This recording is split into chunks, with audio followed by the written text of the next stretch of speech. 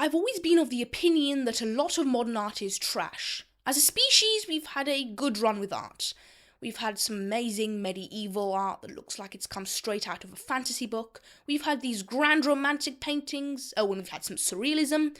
So in general, humans have made some very cool stuff. Oh yes, and then there's this modern or contemporary art.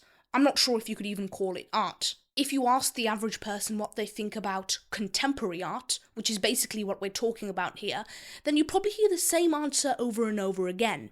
It's lazy. It's money laundering. It looks like something my 5-year-old could do. Underlying all these criticisms is a consistent theme. People think modern art is pretentious, that it's easy to do, that it's overhyped and there's no substance in it. And these are very real feelings. If you're an artist who spent his entire life learning how to draw and paint, and then you see a weird modern artist doing random rubbish in front of an audience and selling packed out exhibitions, then you might understandably feel a little resentful. I mean, half the time we don't even know what's going on in these modern art shows. We just see someone doing something ridiculous and the audience applauding and clapping. I mean, do they even know what's going on? Are they clapping because everyone else is clapping? That is something we will never know.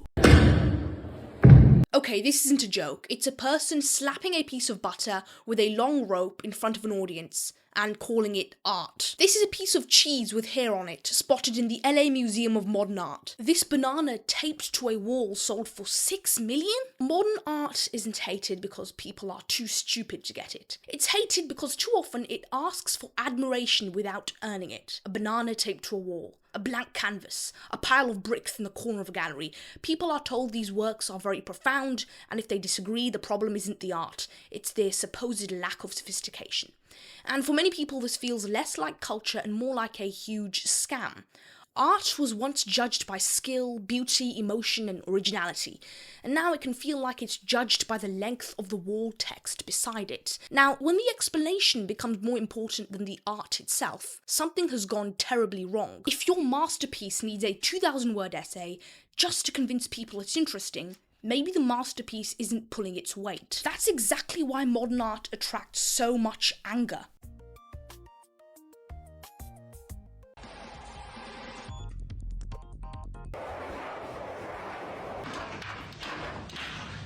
If you really wanted an example of how much people clown on modern art, well, there it is, ladies and gentlemen. And there are hundreds of more videos out there like this. People quite literally mocking modern art or contemporary art.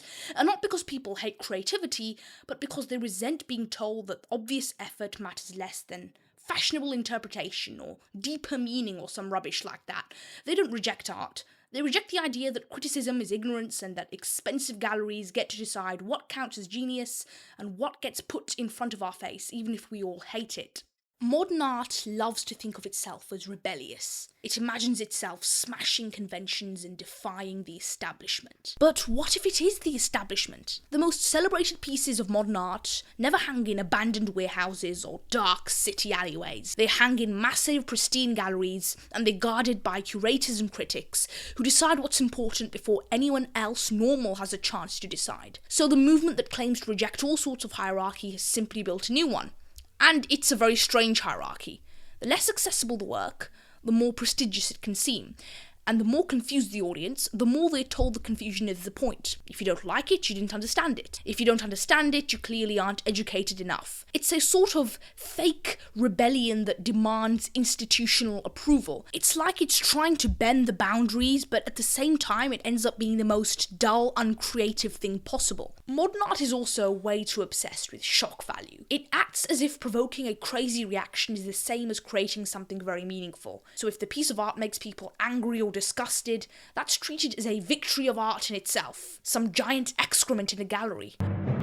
Oh look, that'll make people disgusted. That's what we want. Don't get me wrong, I like a little bit of shock as much as everyone else, but the first time you break a taboo, it's surprising, and then the 100th time you do it, it starts becoming a very repetitive formula. So if your entire artistic philosophy boils down to, look how outrageous this thing is, then maybe you were never a very good artist in the first place. As the philosopher Roger Scruton said, when art becomes merely shock value, our sense of humanity is slowly degraded. And this is an extremely true statement, because so much modern art is just wallowing in the obscene, the crude, and the ugly, instead of trying to produce something genuinely beautiful. modern art has basically given up on trying to make something beautiful, and modern artists assume that only the shocking or the disturbing can capture the attention of the public. And that's exactly what I fear. If we keep going down this path of horrible contemporary art, then in a few hundred years, humans might not have anything that they can call art anymore.